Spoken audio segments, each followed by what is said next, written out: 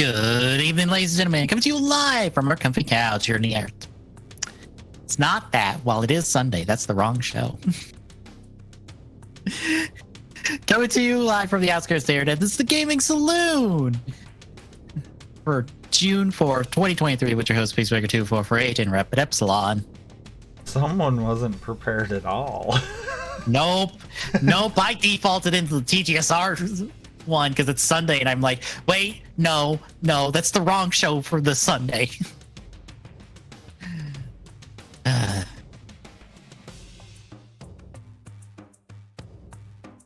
So yeah, folks, we have a decent chunk of news to talk about, including something that I think no one called ever.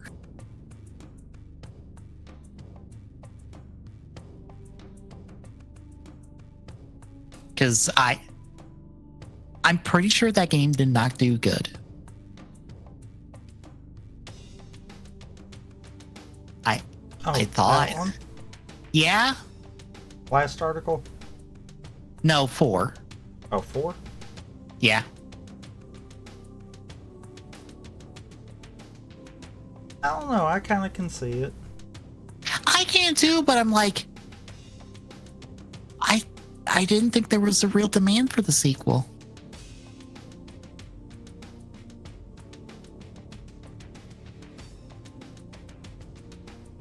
I mean, even if there wasn't a demand for the sequel, there was a demand from Nintendo for the sequel, because here's the problem.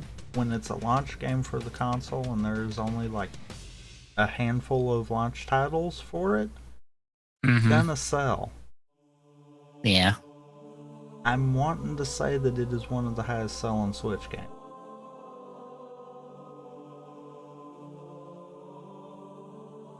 So, yeah, Nintendo's gonna look at that as, this can make money. Yep. For it probably won't now.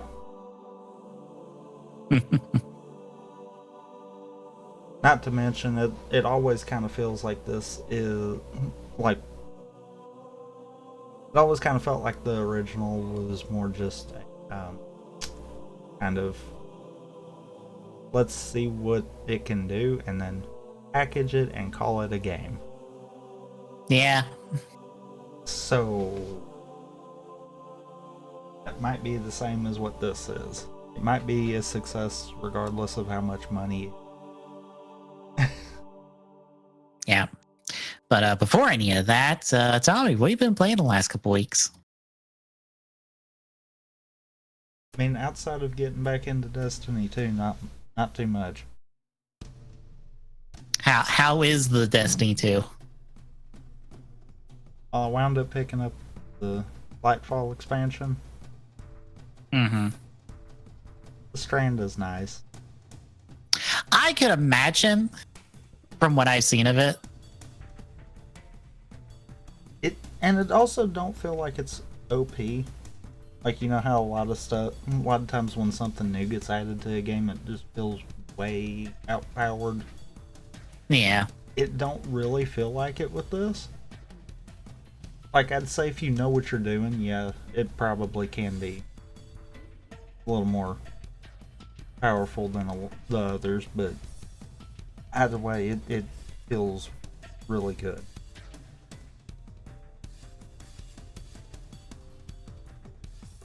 I just feel bad because I feel like you've picked up a bad story, unfortunately.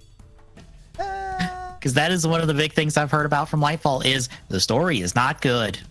I mean, I kind of feel like the story works. It almost feels like this one's setting up for more kind of deal. I would hope so, because I follow My Name is Bife, who's quote unquote Lord Daddy of Destiny 2. Not even he can explain what the fuck the Veil is. That's kind of why I'm like, I feel like this is leading into more. I am full on confused for most of the story going up to this, because yeah, I have no idea what kind of importance the witness is. He's So the I'm like, main bad guy. Here's what I can tell you. He's the main bad guy. He's the one with the pyramid ships that we've been afraid of this whole time. And he's technically controlling darkness, but the darkness is not like fully his, essentially. More or less, he's the one we're gonna punch at the end of all this.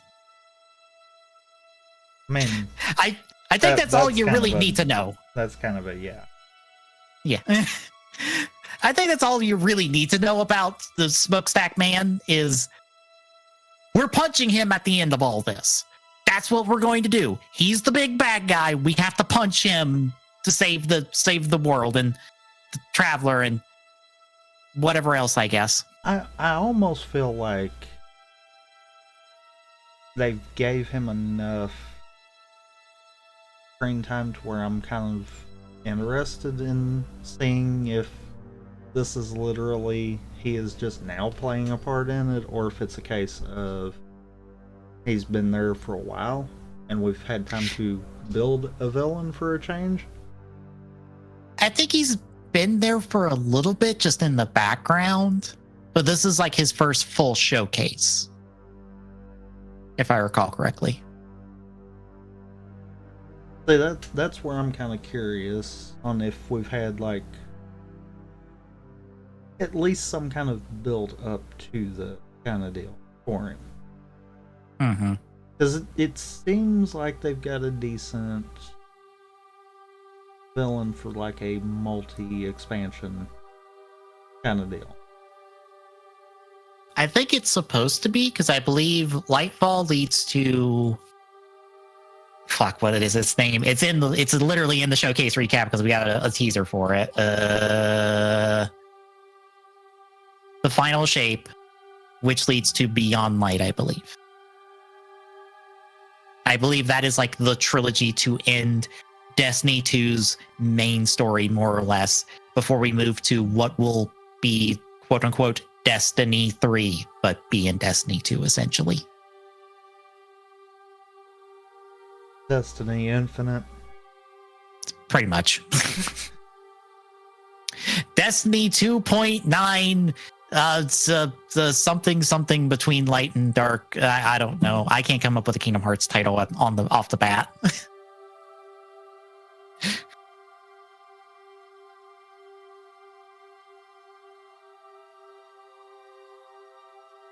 Yeah, I'd have to think about it before I could come up with a good one too. I'm like, Same, because I'm like, I don't have the brain to like come up with some nonsense like 358 over 2 days. I mentioned that because somebody I follow picked up the 1.5 2.5 collection on I think PS5. And they took one look at the main menu and were like, "Oh fuck, where do I start?" yes. And I just tell them, go in order on the menu. These two are movie recaps of their games.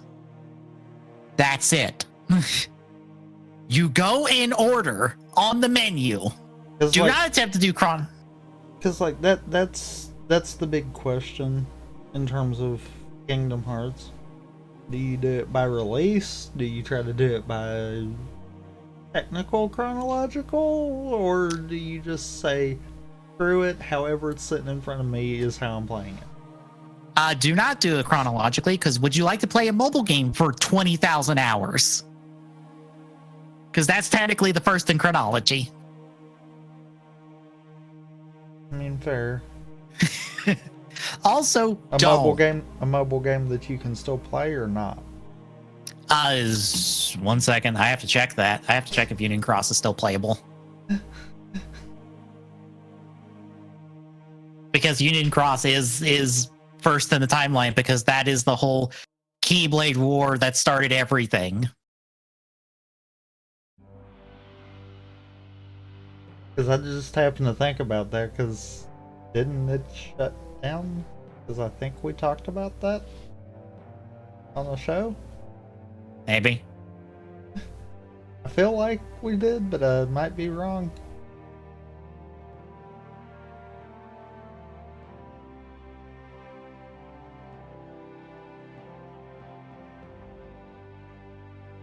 Yes, it's shut down, but it's in an offline mode, so I think you could still get the story content. Maybe? Question mark? Possibly. But yeah, that's technically the first on the timeline. Because I also saw someone suggest that in the replies, and I'm like, no, because if you don't do that, guess what your first game is? What? Birth by Sleep.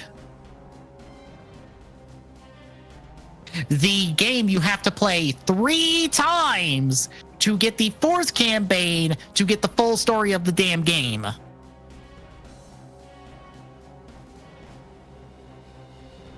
That's how you have to start it if you're doing chronology. I mean, there's worse things. Also, Birth by Sleep is not that good. Because that was the first game.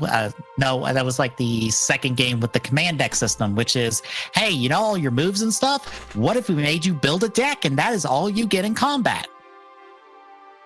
Also, Vanitas. Vanitas, the worst boss in the game, and one of the worst bosses in the franchise. I mean, yeah.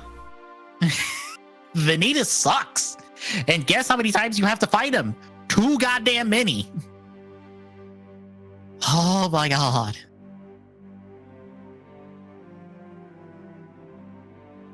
So yeah, no.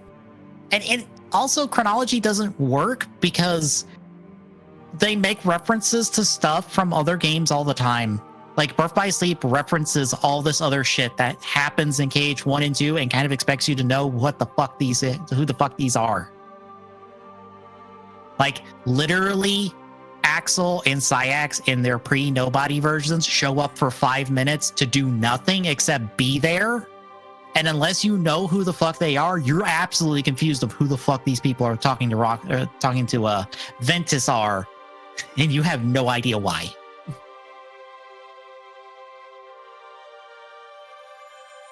So no, you play them in release order because that is how they were made and that is how they were intended to be played.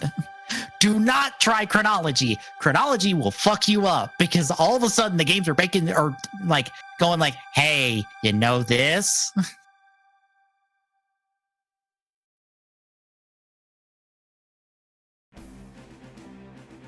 So yeah, that is your PSA to play Kingdom Hearts, folks. Do it in release order. Your brain will feel better. Not by much, but it will feel better. No, it won't. No. I was this close to saying, you play Kingdom Hearts 2 and you ignore the rest of them. You play the one with the best gameplay in the franchise and then never play another one ever again. Fair. Because as someone who has played almost all of them except 1, yeah, 2 is the best gameplay wise. I can agree in terms of the main 3 kind of deal. Yeah, I've only never played 358. And I actually don't own a physical copy of 358. I have a physical copy of every other game. The main reason that I can say that is because I have managed to walk away from both 1 and 3, but I'm still good with playing 2. Yep. It's because 3 is the most balanced and all of your options are viable. Oh. Or no, not 3, 2. You said 3. Wrong game. No, 3 is just not all your options are viable. Wreck-It Ralph is fucking useless. If you ask me how Wreck-It Ralph works in 3, I have to just shrug and go, you build things and then you break them. And that does damage, I guess. I don't know how else to describe Wreck-It Ralph in that game.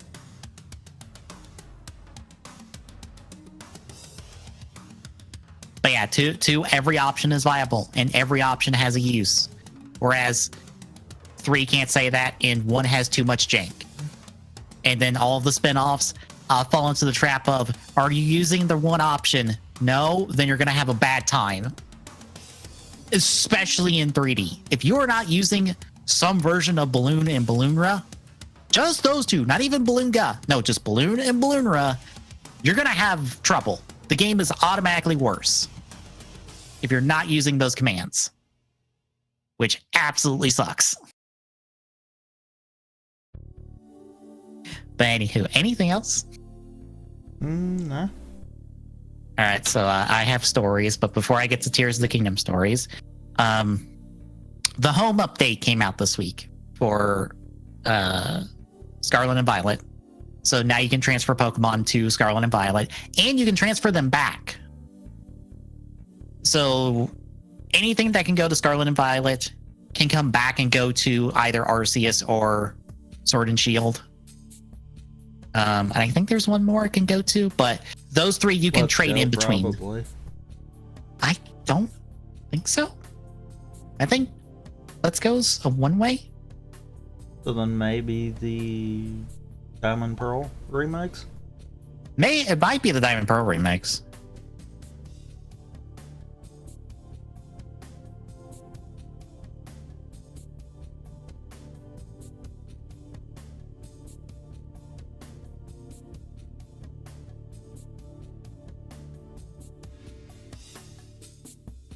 Yes, the Diamond and Pearl remakes.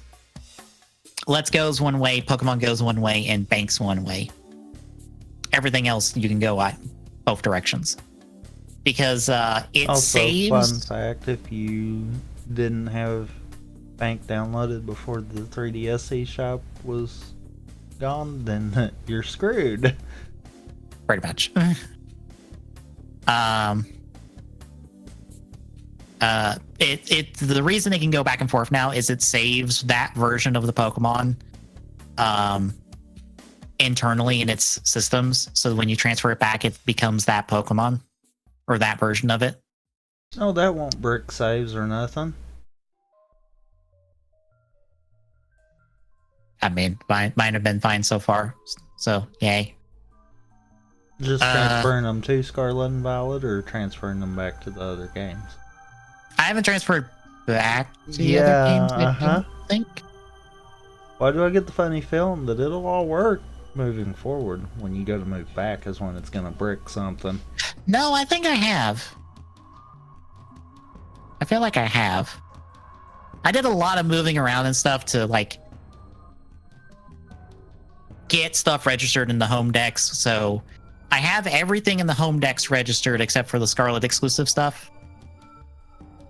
So I need more or less all of the Paradoxes plus Koraidon to register all of the home deck stuff. I've got a lot of the Scarlet or the Violet decks registered. I have to see how many I'm missing.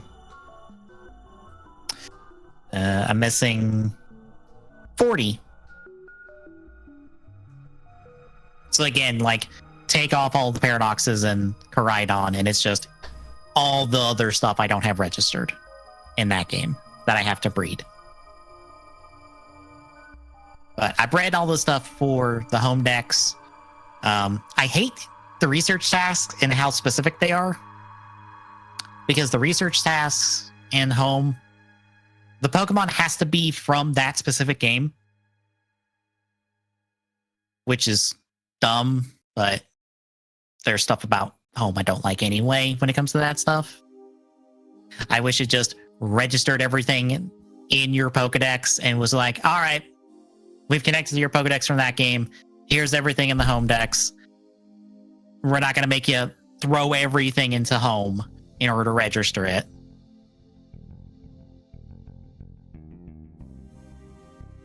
But I decided to take a break from doing the national decks, and since Greninja is transferable, I decided to try to breed a shiny Greninja using Masuda method because I have a Japanese Ditto. Because it's the only way to really get a shiny Greninja, since you can't encounter it in the wild. Also, it's the best odds, even though it's literally going to your picnic and having Ditto and Greninja in your party and just sitting there in front of the basket that would get eggs and just waiting. And maybe you made a sandwich that makes the eggs show up faster. Because that's the weird part of breeding, where if you're at a picnic, all the available pairings of Pokemon will breed. So you get eggs from all of them at the same time, but it's random.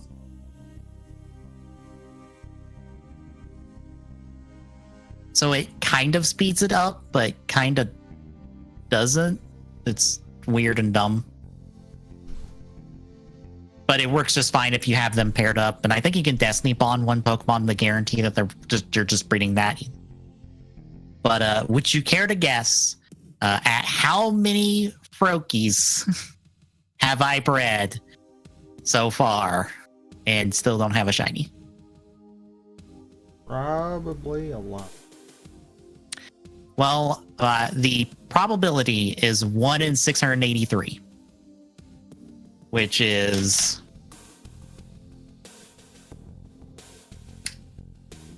0.14% chance. I'm at 163.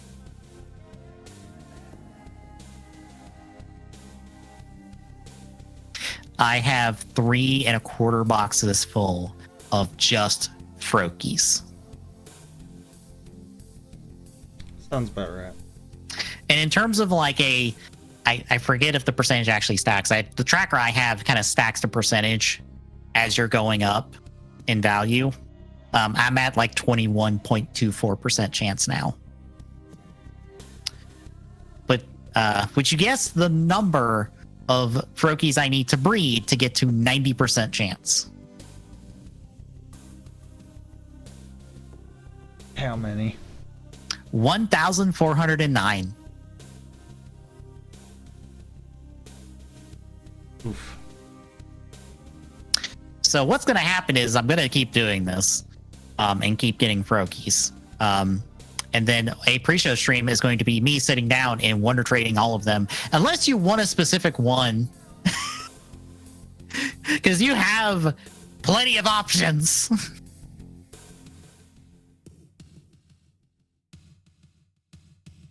Because I'm pretty sure I'll end up with like 8 boxes worth of Froakies. I'm just going to start wonder trading them and putting them in the roulette wheel.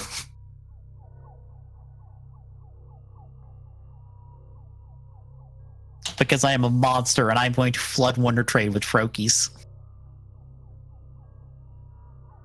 Technically, it'd be faster if I did it in like home on the mobile version because you can do 10 Wonder Trades at a time. Uh-huh. But that's not as fun. Because that takes a little bit longer. Anywho, Tears of the Kingdom stories. So I'm past the second region, which is the Goron Kingdom. It was far easier than the Zora Kingdom, because I guess mechanically, you get the thing you get for doing these like sooner, and the boss was piss easy because you just juggle him with that new thing. It also might have supposed to have been the first one.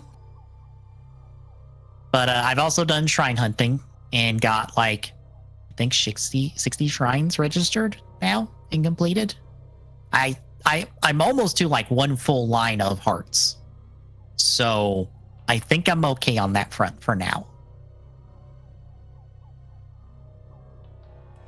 I just need to upgrade my clothes probably, because that probably will help. Because everything I have maxes out at a defense of 3. So it's not really protecting me. I did find out some interesting things. There's apparently EX versions of the bosses hiding in the depths. Like harder versions of the bosses that are like have more health and stuff and hit harder. Because I stumbled upon one of them when I was exploring the depths, and I tried to hit it, and I barely did any damage. And I was like, that's not good. I think I burned 3 weapons before I'm like, yep, I'm leaving, goodbye. I have also found the dragons. Not the big serpentine dragons. No, the 3-headed dragons that we've seen in the trailers. I found 2 of them. I have not attempted to fight either one of them, because they are just hanging out in the overworld.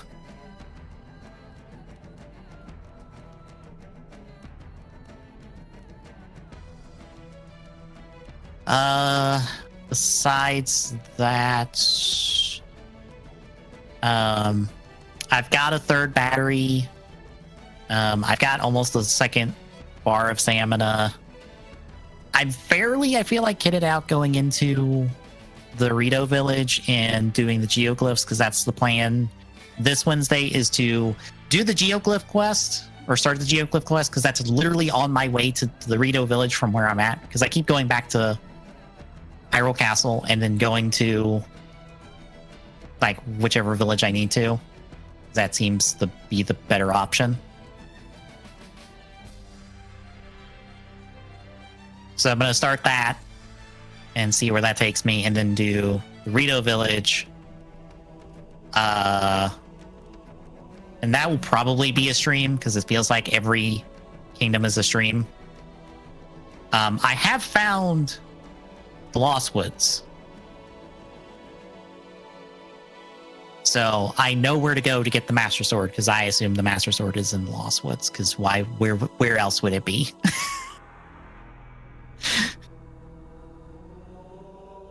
I mean, it's still broken. I would hope Zelda has had enough time to fix it. No, she definitely doesn't have enough time to fix it.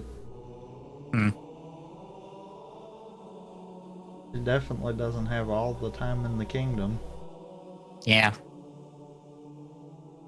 But it's Rito Village this week, the Gerudo Village next week, and then I don't know if it'll take the whole stream or not, but I'm gonna do all of the geoglyphs and the Master Swords for a stream. And then the last stream will be us beating the game. So it should be like 4 more streams, and then we're done with Tears of the Kingdom. And then I can maybe look at the Structoid's article that talks about the ending. Because the Structoid put out an article saying, hey, let's talk about the ending. And I'm like, nope. I'm ignoring this. As much as I want to like get into the nitty gritty of the story and talk about it, I'm not there yet. And I won't be there for like a month. Unless I go super long one week and just do 2 of the things I'm wanting to do at the same time, which I don't know if I'll be able to stay up long enough to do so. Because even the Gerudo village took me 3 hours, I think.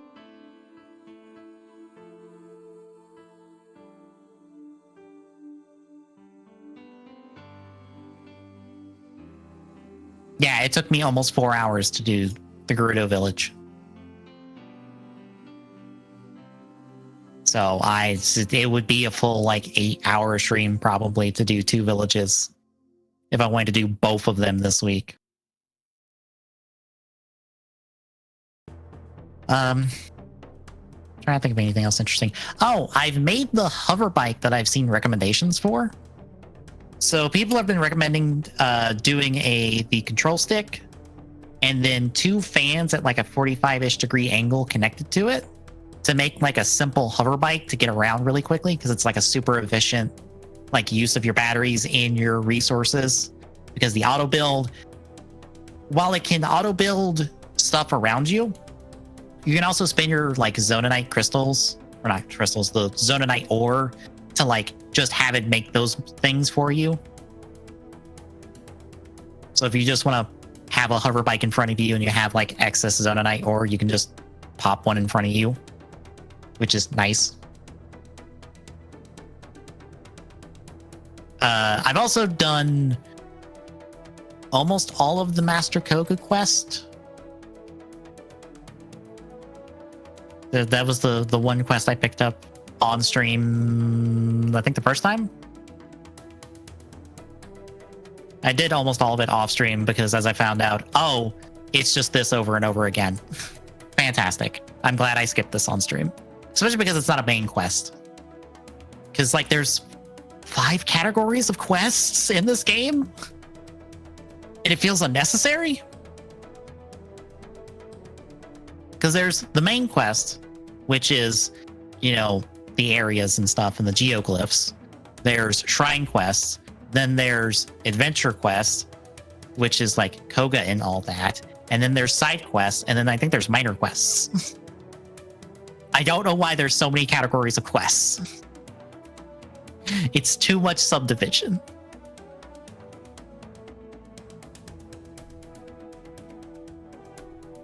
But yeah, Tears of the Kingdom, still really good. I'm really enjoying it. Oh, I also found the Great Plateau, and I found you can actually go back almost to the Shrine of Resurrection. Almost. The shrine isn't there anymore. Huh. But guess what is there? Another shrine. No. There is a pool of water that you can get in, and it heals you.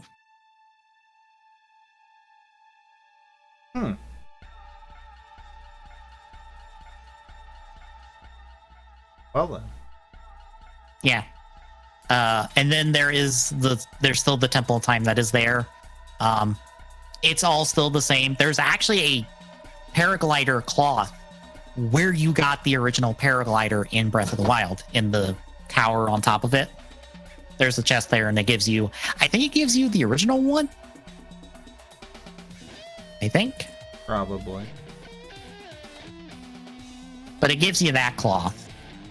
And there is a statue in the Temple of Time. It tells you where a shrine is on the Great Plateau. I didn't talk to it after I did the shrine.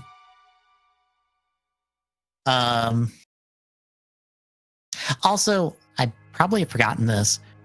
For the shrines that had like shrine quests and like you had to do things to get the shrine to actually be accessible and stuff, did those all have like puzzles and stuff in them, or did you just go straight to the monk and get the orb? Most of those were usually just go straight in and get the orb. Okay, so that's still the same here. I forgot if that was the case, so I was surprised when I went straight into one that took like a quest or like something to activate the shrine, and I went in and there was just not a puzzle. There was just a straight hallway of, here's a chest with a thingy. Talk to the married couple at the statue and get your orb. Yeah, that's the same as the first one. Mm-hmm. And I get it. It's the case that they don't really think the player should have to do a puzzle to then get the reward. Right. Which is funny because some shrines feel really short. It feels like you solve like one specific puzzle. More likely just using one or two, like one or a combination of your new runes, and you're done. That's why I think I've been able to bang out like 60 shrines after I've like pulled up a map and went, all right, where are all the shrines at, so I can just go and get them done. Well, I mean, the shrines have never really been long. Right. I think it's time away from Breath of the Wild has made me just not realize that, oh yeah, no, shrines have always been this short. I mean, it did seem like we can cheese these shrines a little bit more than we could the Breath of the Wild shrines. I would say yes, because yeah, I feel like I've cheesed a couple of them when I should not have been able to do that, and it's just like, well, I'm here. So, I mean, that might be why you're feeling like it's shorter too. Yeah, the place associated with the Gerudo stuff. I cheesed the last part of it because I didn't know where I was supposed to go really, so I ended up just climbing up to where it is and just getting in there. And also, like, ascend. Sometimes you can ascend into areas that it feels like you're not supposed to, because it's like this one pixel is like available for ascend, but everything else around it isn't. So sometimes I feel like I'm ascending when I'm not. I'm not as allowed. It's supposed to be allowable, but I am, and I'm okay with that because some shrines are buried in caves, so you do have to go look for the glowing rabbit friend, or just know where the cave entrance is and go exploring in the cave and find the shrine.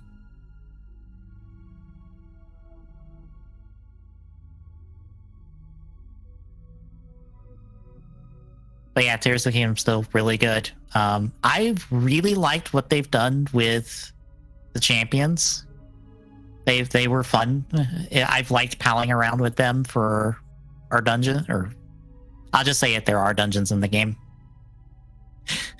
You do get to do dungeons for the areas.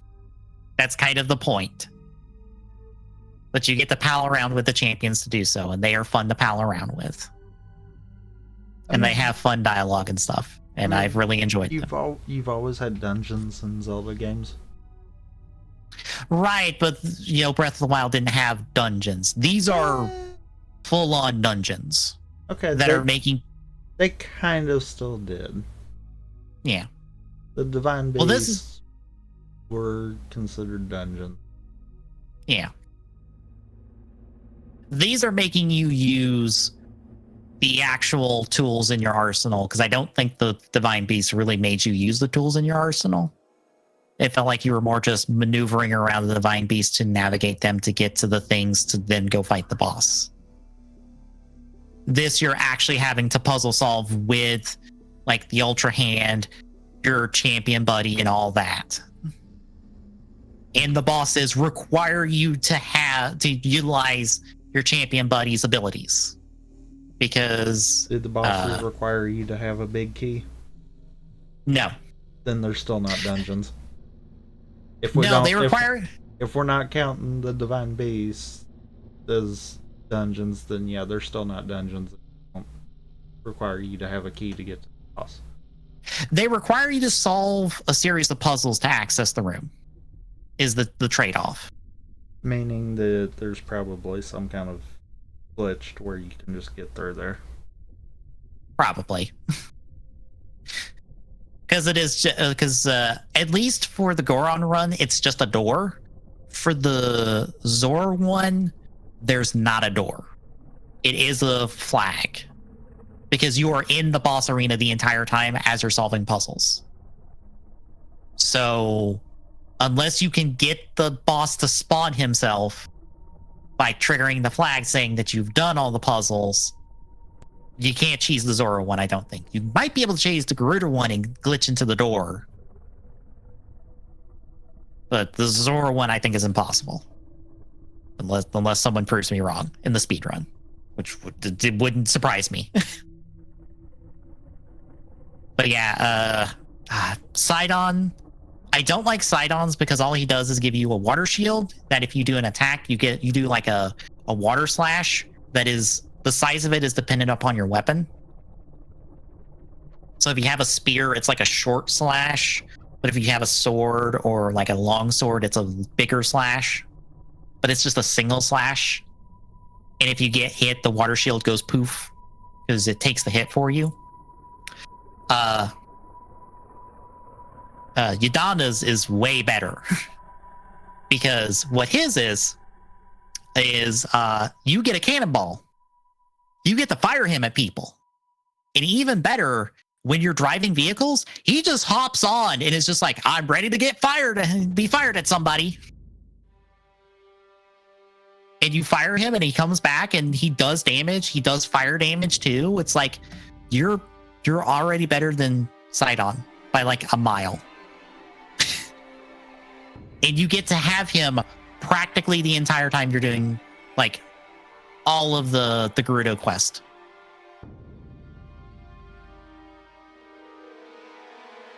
Which is fantastic.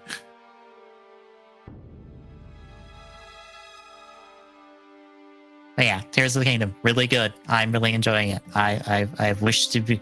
I really want to see the geoglyph stuff because I want to see the backstory stuff because I'm at the point with two temples where it's like Zelda has shown up and she's shown up with the bad guys bringing the problems, and it's like that sounds like a bad thing.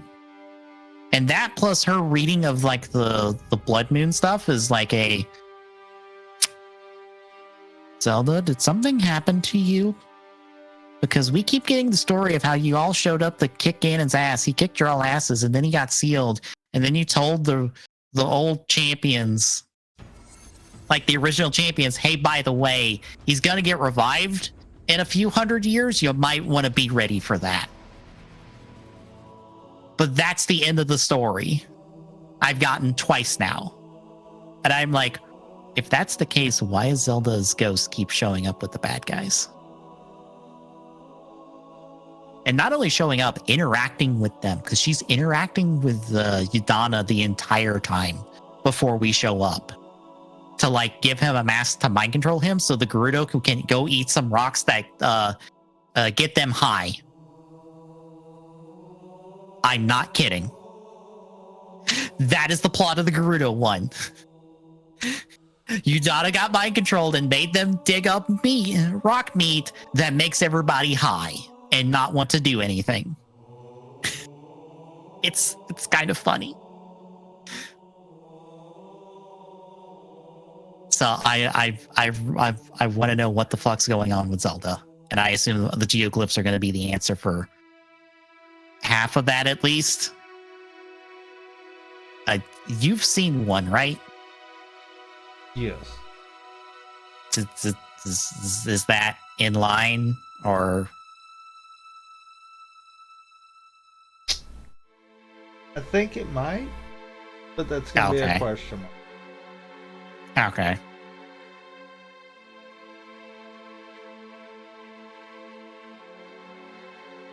Because, yeah, I want to do the geoglyphs on stream, because I think I did all of the memories on stream for Breath of the Wild. And the geoglyphs are the equivalent of the memories, I assume. Yeah.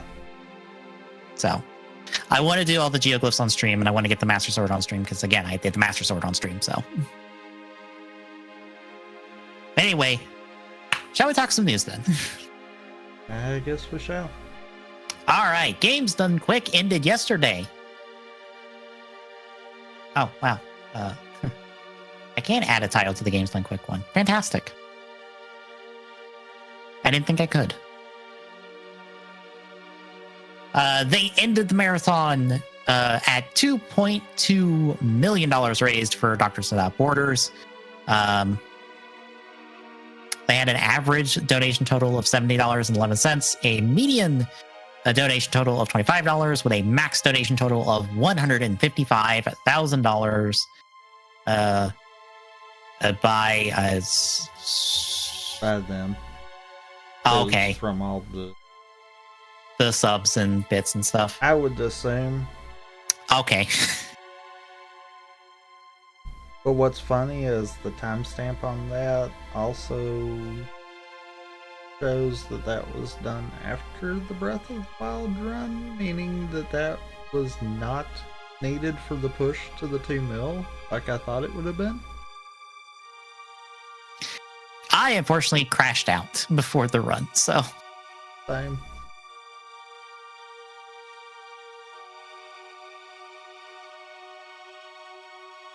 But I did get to hear the here because I was asleep, so I couldn't really see the stream on my TV. But I did get to hear them talk about how it's a lower donation total than they were wanting.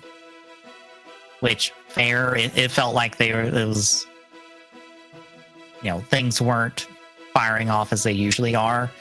But I can say this was a really good marathon overall, run-wise. Might be because I got to catch all of the runs I wanted to catch for the most part.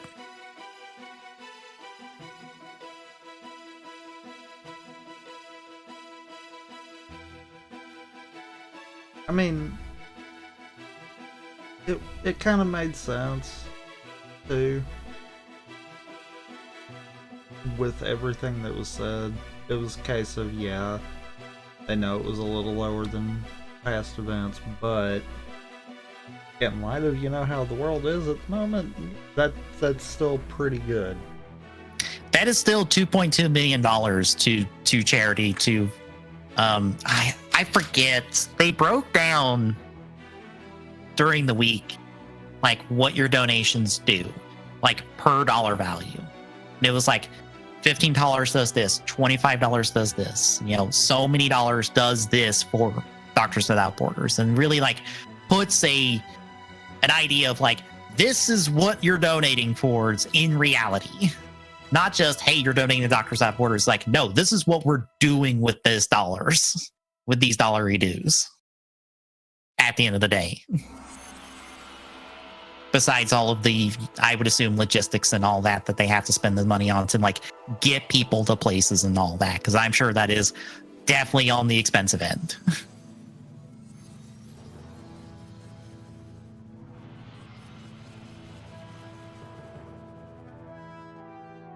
But still, it was a really good marathon. I did see, because Skybills brought it up on Twitter, that some people were thinking that like the hotfix shows and all that are kind of like devaluing the big GDQ events. And I'm just like, no. I feel like that's the opposite. Okay. Now here's where I was gonna kind of go in if it came up. Yeah. It used to be whenever GDQ was live, yeah, everyone that would watch it, that would be the thing to kind of help drive others to watch also. Yeah. Which then helped with donations. I don't think that the hotfix stuff is ever going to be to the point, and really I kind of route the frame fatale stuff into this too. I think GDQ's getting to the point where they probably shouldn't have been doing all this on the main channel. Yeah, I could see that. They should have had it on their own. Because during most of the hotfix ones, it's nothing to get double-digit thousand of people watching the hotfix shows and stuff like that. Mm-hmm. It almost makes it, oh, well, it's another day, GDQ's live, I'm not too concerned. It's not really people thinking, oh, that might be the event. Yeah. And I think that might have been what's hurt really both this and AGDQ. Because really even that one was lower than some of them's been. I kind of hope they realize that maybe they need to split that off to its own channel. Because by no means am I saying they should stop with the hotfix stuff. But I almost feel like they need to have the channel dedicated to the events. That way it'll get people's attention a lot more. I mean, that's not a bad idea. I feel like that's what every Twitch streamer, YouTuber does these days, of this channel is this specific thing, this channel is this specific thing. Like, subdivide out the content per channel. That way, if you're only interested in like the big events, that's this GDQ channel. If you're interested in the hotfix stuff, just the hotfix stuff, which would be weird if you're just interested in the hotfix stuff, but I don't know. Like, you could just follow this Twitch channel, but if you're interested in both, you just follow both and just see when whichever one is live. And I mean, it would be easy enough for them to do. All they'd have to do is set up one that was like GDQ hotfix or something like that. Yeah. And it'd be fine. I feel like what isn't really crippling them right yet, but is definitely going to be hurting, is the fact of it's all ran on one channel.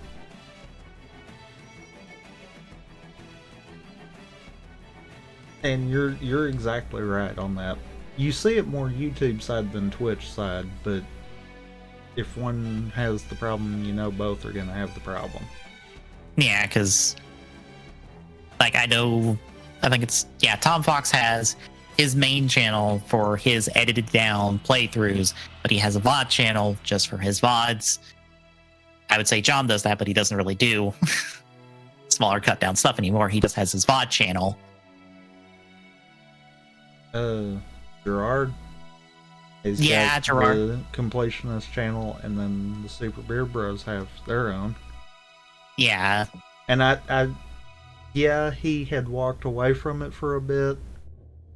So yeah, you could argue, well, that's part of the reason, but no, I'm talking about even before and now that he is back. It is Yeah. all still under him as well. Mm-hmm. I mean,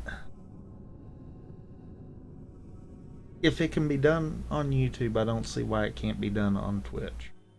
And Twitch, pre-Amazon, didn't have a problem with GDQ having the full subscriber system and everything when they were just doing the main event. I can't foresee them balking at it now. No, when it's probably one of the highest viewed streams on the platform. It's one of those, if anything, they might be fine with helping them with that. Yeah. And I mean, yeah, I'd venture to say a lot of it is because the state of how the world is in right now is probably why it didn't hit as much.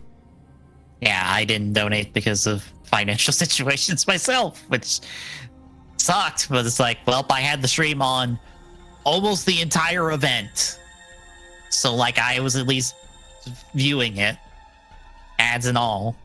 But it's one of those, that voice in the back of my head's just like, yeah, I wonder how much the hotfix is affecting it.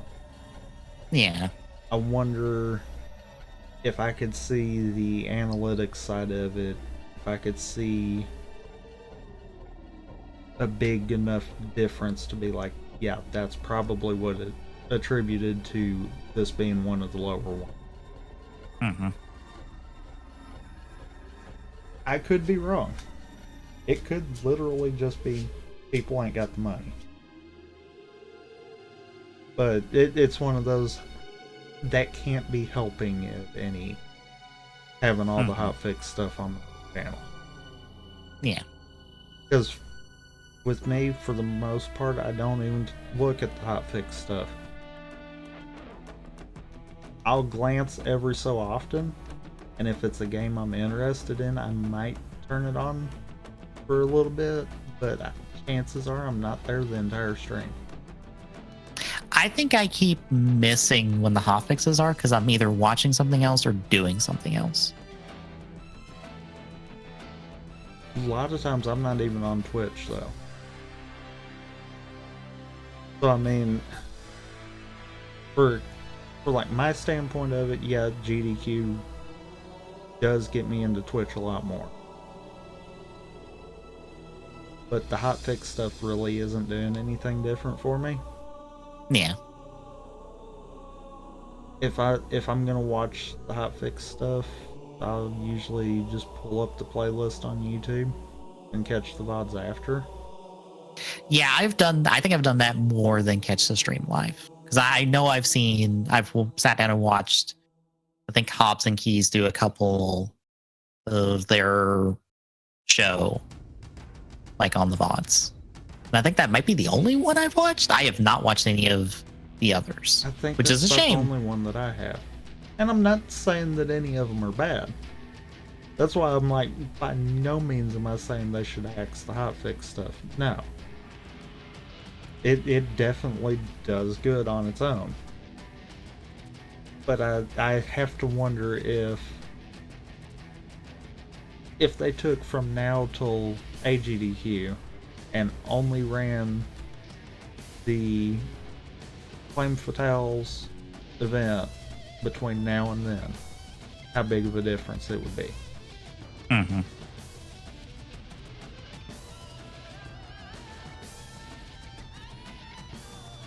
That, and I almost have to wonder, does it seem like they're doing a lot more events in between? A little bit, because I know they're also doing a Juneteenth stream. I'm wondering if it's a case of people are starting to get event burnout. It's entirely possible.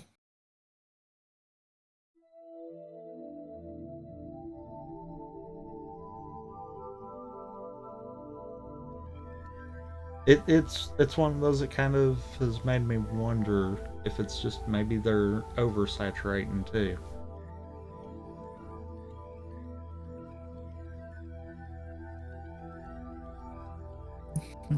Curious to see. Well, we've got 6 months to see the end results of it, I guess. I mean, if this continues into next year, then yeah, I would definitely be hoping that at some point they'll start looking and see what. Mm-hmm. But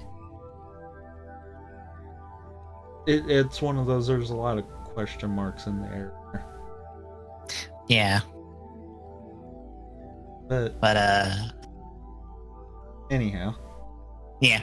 Let's move on to the PlayStation Showcase and talk about some of the stuff from there.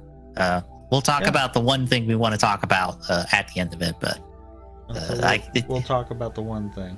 Noted. Yeah. So some of the highlights of stuff that probably isn't that interesting. Sony is doing their own more or less Switch, except you can't take it on the go. It has to stay in home. It's called Project Q. It is just a PlayStation controller bolted onto an LCD screen.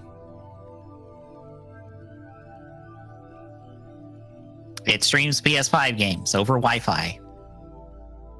Now, is it just streaming PS5 games that are on the console, or is this like... Yes. It has to stream from the console. Because I was going to say, if this was utilizing like the PS Now stuff, then maybe?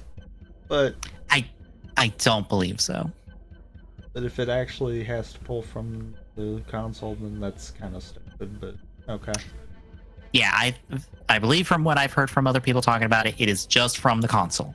It is not anything else really that special or interesting.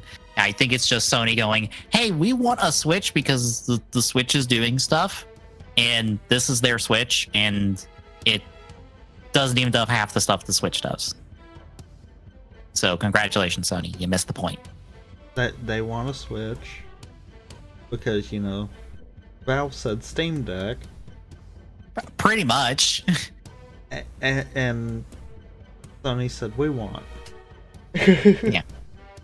And it seems like the Steam Deck is doing better now, because it feels like a lot of the compatibility issues are like getting smoothed out.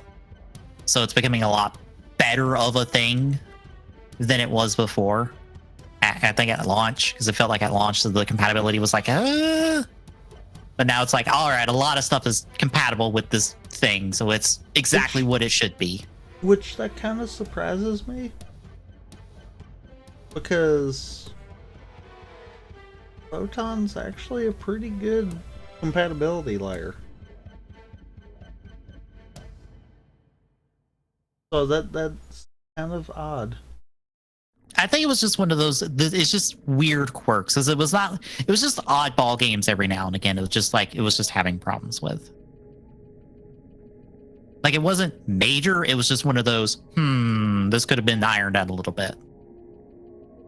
Well, it couldn't have been ironed out until they had people trying it.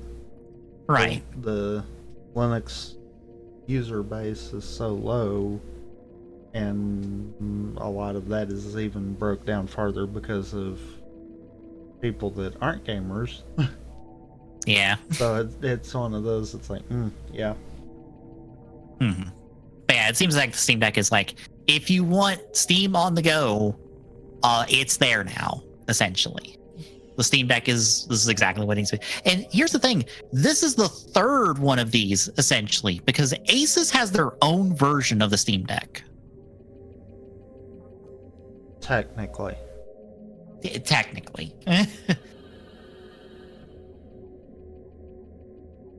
It's the Republic Gamers Ally. I've seen commercials for it. That's why I know this is like the third attempt at replicating the Switch by someone else.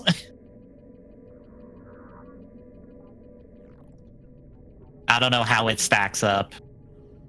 like with everything else and all that. But I'm like, oh hey, that brand I like for my computer has their version of the Steam Deck ish kind of.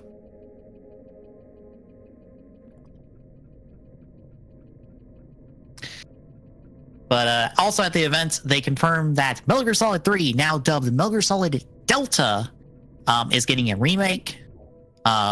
This will be, from what I've heard, it is a internal studio at Konami, is what people are reporting. Some people that worked on the original game are in that studio.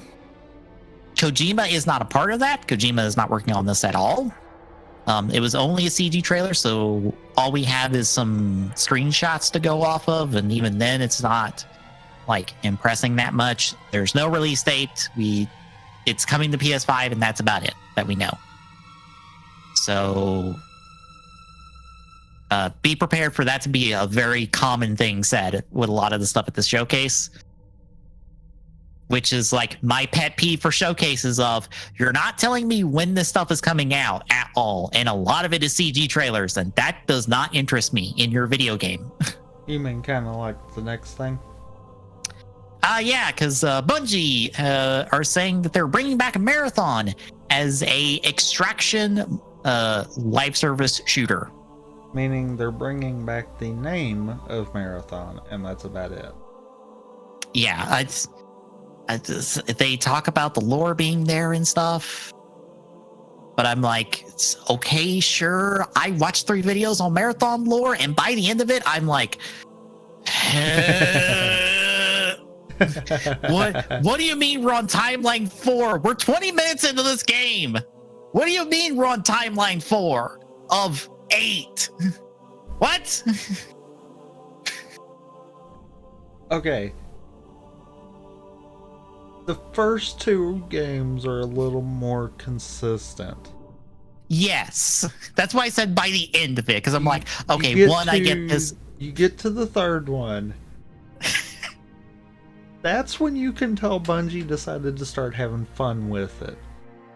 Yeah, yeah. 3 went weird. 3 bitch slaps the time space continuum is like, we're just gonna hopscotch timelines all willy fucking nilly, and if you can't figure that out, we've got a chart for you. We hope you can read it, because I glimpsed it in the video I saw, and I'm like, oh no. That was like, when you said that, I'm like, yep. That's about all that can be said to that. Look, this is a game where one level you can loop yourself around for eternity if you don't know the right exit. Several times. I can vouch for that.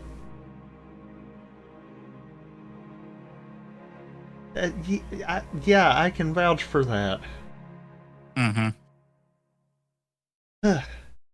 So yeah, Marathon is coming at some point. This is one of 4 to 5 live service games that were teased via CG trailers at this showcase, because Sony in an earnings call have talked about how they're making a big push into live service games. So they're having a lot of their internal studios and stuff work on live service games. And we've talked about this before about how live service games are very difficult and have a whole lot of troubles at launch. And sometimes that leads to them failing. And I'm like, you're rolling that dice like 6 times within the course of probably 2 years, assuming they all come out within like 2 years of each other. You're really hoping you'll get lucky there, Sony, aren't you? Because that's all I can think. Because I have to know, I'm like, yeah, live service games probably make a lot of money, but that's like the 5% of them that live long enough to do so. The other 95% of them, I'm pretty sure, probably don't make that much money. Because the other 95% have long, like hellish development cycles that probably cost a lot of money. And that is not gotten back in like the year or 2 they are in service before they're shut down.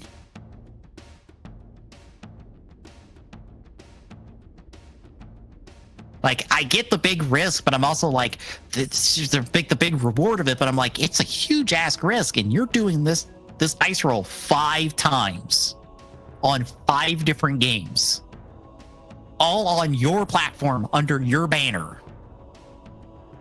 And you're hoping the PlayStation 5 like ownership base plays all 5 of them, I assume.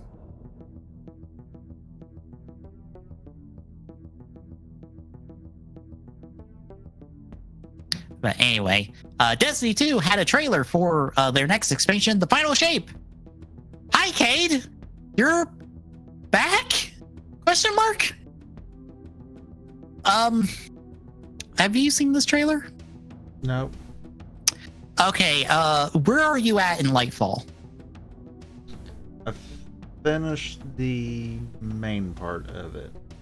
Okay, so you know about the portal thingy that the witness cut into the Traveler. Uh-huh.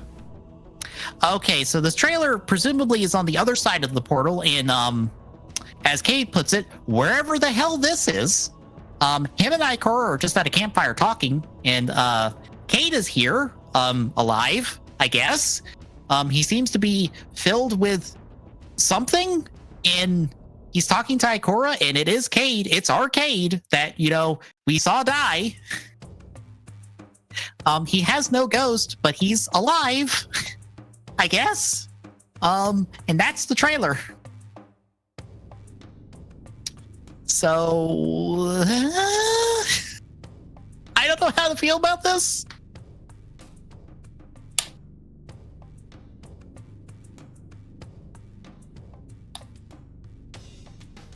On one hand, I'm like, yay, Cade's back. On the other hand, I'm reminded, all right, I don't know how much Zavala dialogue we're going to have left because his voice actor recently passed away.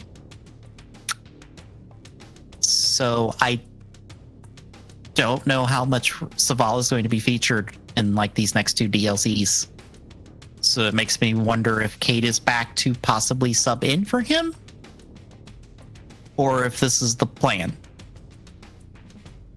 It's terrible of me to say it that way, but it's where my head's at the moment, because I'm like, oh, Cade is back. Okay. Why? How? Better yet, the fuck? I don't know how you feel about this. Depends on how they handle it. Yeah. Well, one depends on how they handle it. Mm-hmm.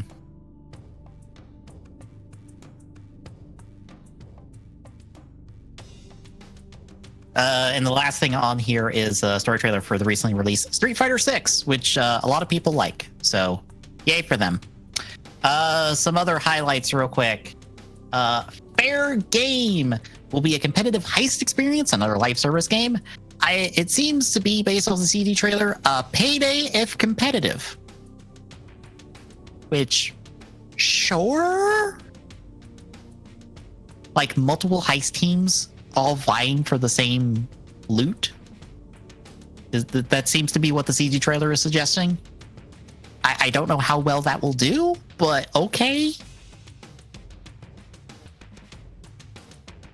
Helldivers 2, Concord, Alan Wake 2, our first look at a new Assassin's Creed, Dragon's Dogma 2, a new trailer for 16 that launches in a couple weeks. Foam Stars. Square Enix is doing Splatoon, except it's foam instead of paint. And the foam makes platforms. It actually had gameplay. Like, it looks fine, but it's very clearly Square going, we would like Splatoon money, please.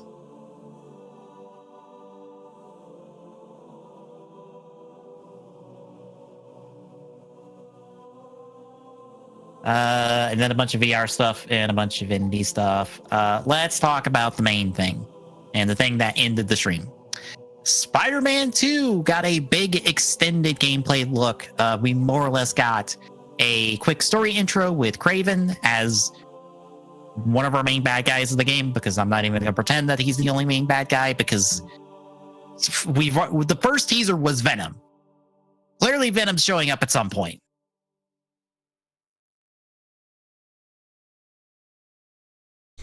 Which it does in the trailer, technically.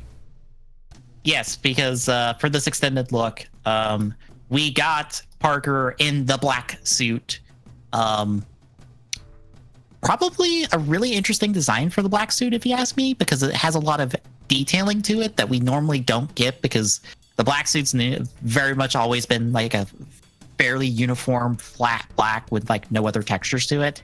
Here we get some like muscular texture and some like other like flatter textures on the suit to kind of like break it up and stuff, but otherwise it's the black suit.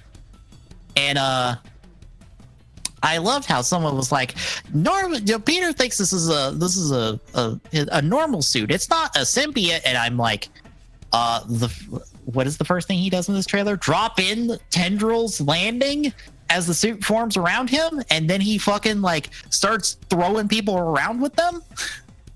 I'm pretty sure he knows what the fuck this is.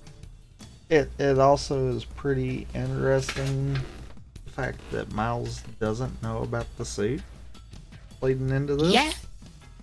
Yeah. Meaning that Raven could be a secondary villain throughout that entire arc anyhow. It feels like Kraven is here because we can attach minions to Kraven, and it makes sense. We can attach human minions. Yes. We can attach punchable people, which fucking Peter annihilates one of these people, just kicking him into oblivion into the house in this demo.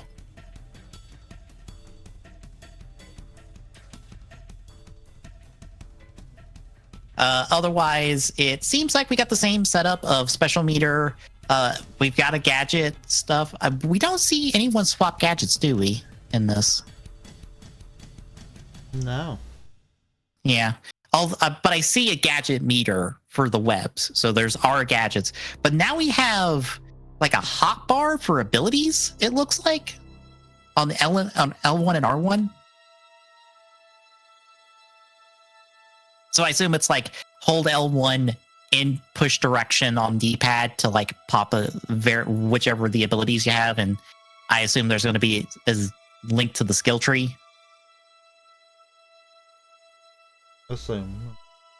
Yeah.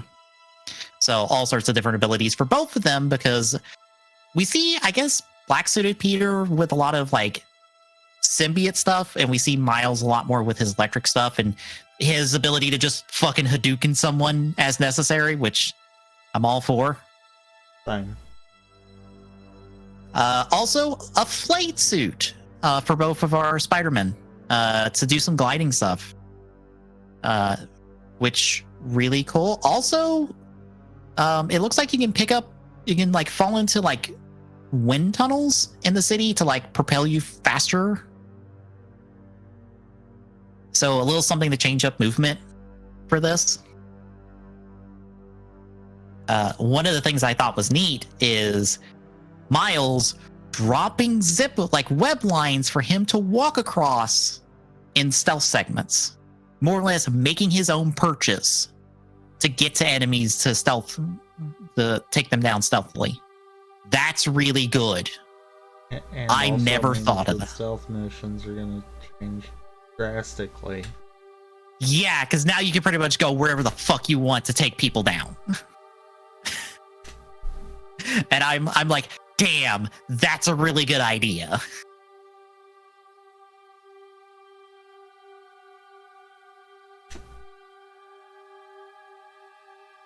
Actually, now that I look at these hotbars, the L1 is spider specific for their powers. The R1 might be gadgets, because Peter and Miles have the same R1 menus.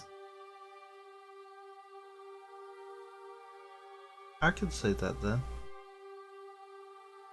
I wonder if we'll still have a gadget wheel in that case, or it might just be just the R1.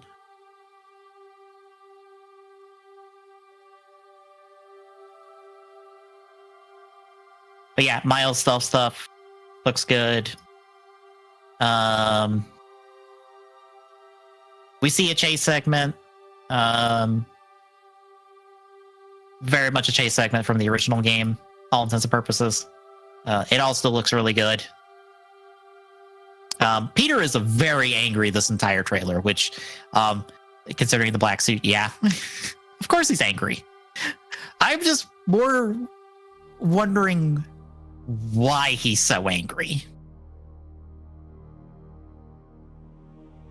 Because I feel like clearly something has pissed him off big time before this. And I think his dialogue references that at least something has happened before. Like, besides them finding Harry and he's dying.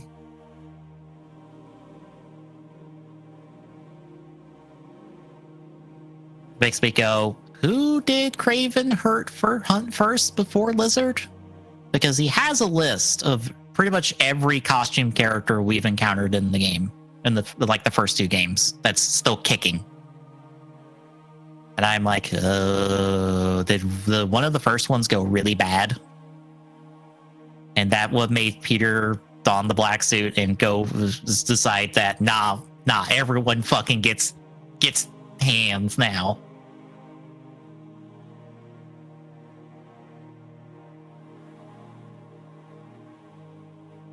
Oh, what do you think?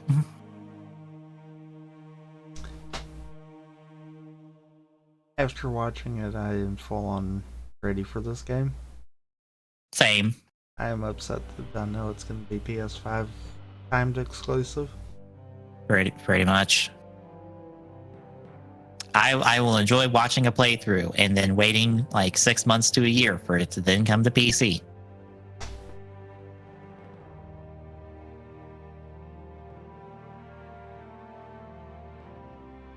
Also, I'm curious about Peter's line of like, we have teeth, or does he say we or I? 1 second. I kind of need context, or I could tell you. It's right at the end when Miles says that like Connors has teeth, and Peter's like, so do I. It makes me go, oh, does he have like a full-on, like almost Venom-like form that he's going to be able to pop out? Because normally Peter doesn't have teeth. That's a Venom thing. That's not a Peter thing with the symbiote.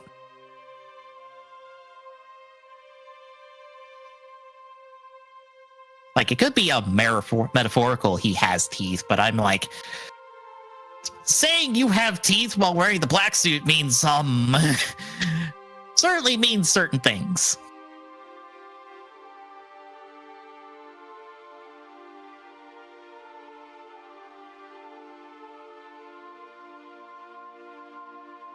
Are you thinking the same thing, or is this just thinking way too much about one line that ends this trailer? Might be thinking way too much about one line. Fair enough.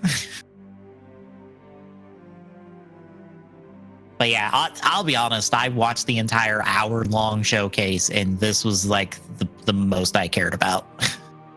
A whole lot of other stuff, I was like, yep, you certainly are telling me it's a PS5 thing, or with no date, and you are certainly telling me it's coming maybe this year, maybe next year, and not giving me concrete and still not showing me gameplay.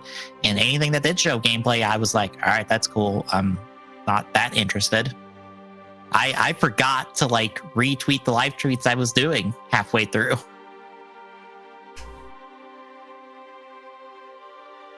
That was how honestly bored I was. I don't know how you feel looking at the highlight reel of it all. I mean, about the same way as I was before. I mean, the only thing that was ever mentioned was Spider-Man 2, so that I didn't even realize there was a event. Yeah. It took an hour to get to the Spider-Man 2 footage. It was like, the Spider-Man 2 footage is really cool. I wish I didn't have to sit around for an hour of other stuff to get there. But yeah, it looks really cool. I will enjoy it when it comes out to PC. But speaking of things coming to PC, Insomniac just announced on Twitter outside the showcase, like a few days later, Ratchet and Clak Rift Apart is coming to PC. and not just coming to PC. It is coming to PC July 26th, like next month. We don't even have to wait that long. It's just here.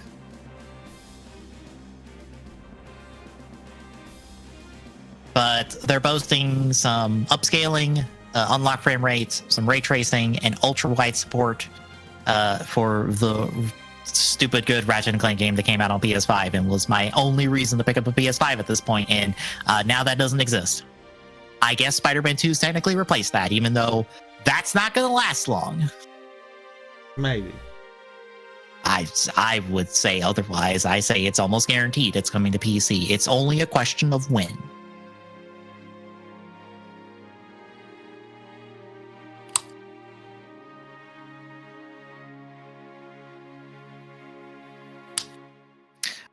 But Nixus Software are doing the port. They did both Spider-Man games ports, and no problems came out of those ports for those worried about PC ports, since that's the thing to worry about these days.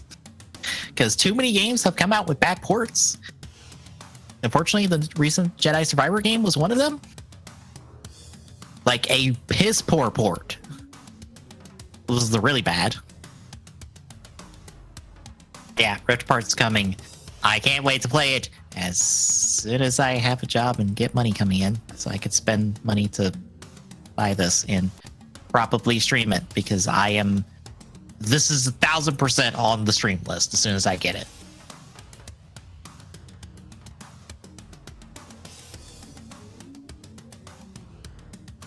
But any thoughts on Rift Apart? No. All right, then.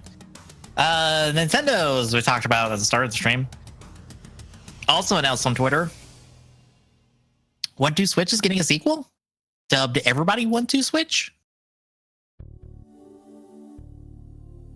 It is coming out end of the month. That's news to me. And it will come out for $30 on physical and digital. They're just throwing this out the door, aren't they? Pretty much, yeah. Welp. I have no other thoughts than this certainly exists. I don't know why this exists, but it certainly does. I mean, tech demo the second. Yep. And other news, the continuing saga with Yuji Naka. He is possibly going to jail for 1 to 2 years for his insider trading shenanigans. So prosecutors for the case have said that they have asked that Yuji Naka go to prison for 2 years and 6 months in the district court. He is also to pay a 2.5 million yen fine, as well as a supplementary penalty of 170 million yen. The defense has asked for the fine and prison sentence to be reduced, but a final decision will not be made until July 7th. So Yuji Naka might actually go to jail, folks. This is certainly a story that keeps going. I don't know what else to say. This man has had a very eventful year and a half. Any thoughts? Other thoughts? No. All right, then. Last up, you remember we were supposed to get a Prince of Persia remake? We were supposed to get a Prince of Persia remake? Yeah, this was announced like 2 years ago. Had a trailer and stuff with it.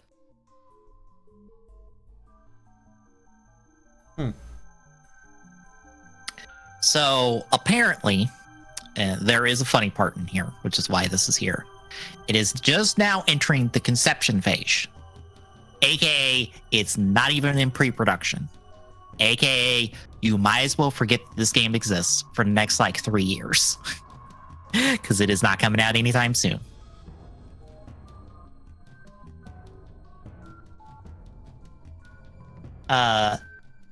You want to know why it's in this phase of development? Why? The engine that they chose for this project was unable to have your player character do wall running.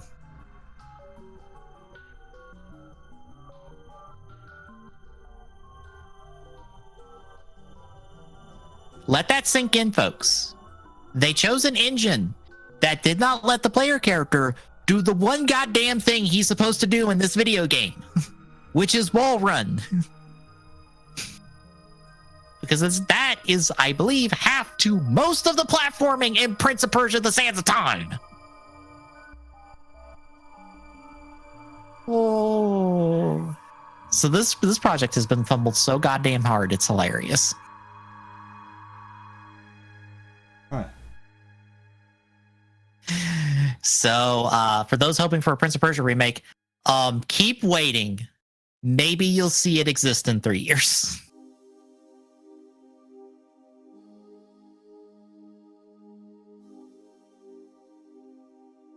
But that is it for news, unless you have anything else. No, I don't have anything.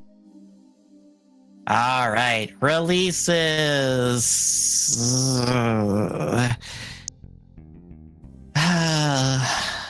Let's skip down to June 9th. Cat Souls for Switch. The cat version of Dark Souls.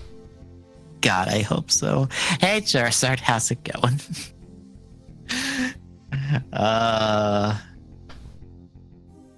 Ooh, the Figure Eye Standard Machine Dramon. Nice. Anyway, on the 13th, Dead by Daylight in Transmission DLC for Xbox One Series, X, PlayStation 4, 5, and Switch. I believe that is the one that has Nicolas Cage as a playable character. And I do mean Nicolas Cage, not some character, not a character Nicolas Cage is playing. No, just Nicolas Cage. I don't. It just is like that.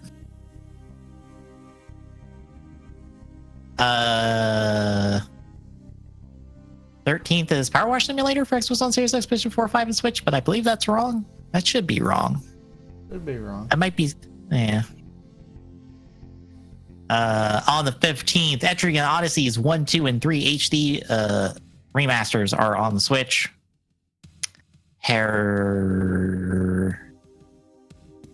Proto Corgi for Switch. And on the 16th, Stay Out of the House for Xbox One and Series X. And Shark Pinball for Xbox One and Series X. Those are some highlights, probably. You can find the full list in our notes. But that'll do it. Tomorrow we watch more Kamen Rider Black. Yay. I've seen 2 episodes. I have not seen any of them. There was certainly 2 more episodes of this show. Great. Getting Shadow Moon has changed nothing. Literally, I think all these 2 episodes is how much can we fuck around Kotaro Minami for 20 minutes before he punches the bad guy to stop it. And I'm like, that's fine once. That is not going to be fine, I'm afraid, 4 times in a week. Because I feel like it's going to happen 4 times. Because I watched the episode preview for the 3rd episode to watch, and it's the same sort of stuff. And I'm like, oh, God. Oh, this is just how do we fuck with Kotaro's head for 20 minutes? We've done this bit. I don't need it 4 weeks in a row. Why won't you just fight this man? All you want to do is fight him. Just fight him. You literally show up to tell Kotaro, hey, you survived us fucking with you this week. That means you get to live. I'm going to leave you alone now. See you next week.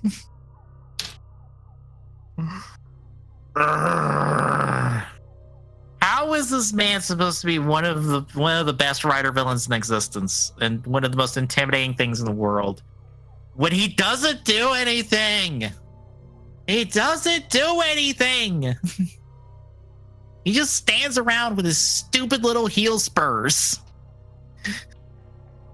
telling a character to come fight him, and neither character fights each other.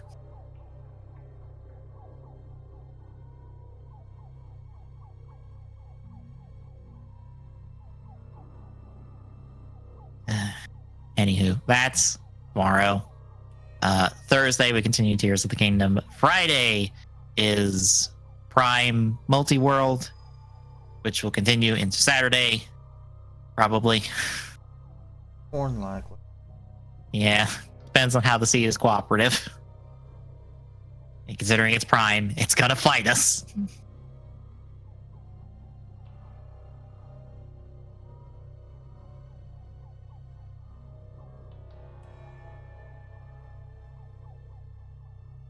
But that is that. And then next Sunday will hopefully be us back to having TGSR on Sunday. If not, we'll let you know. Anywho, if you like what you're seeing, folks, drop a follow. Really appreciate you chipping away that affiliate goal at TGSR on Twitter. Gets you updates when we go live. Next Exclamation Point Discord and chat. Get you this link. Drop by. Say hi. We'll see you tomorrow, folks.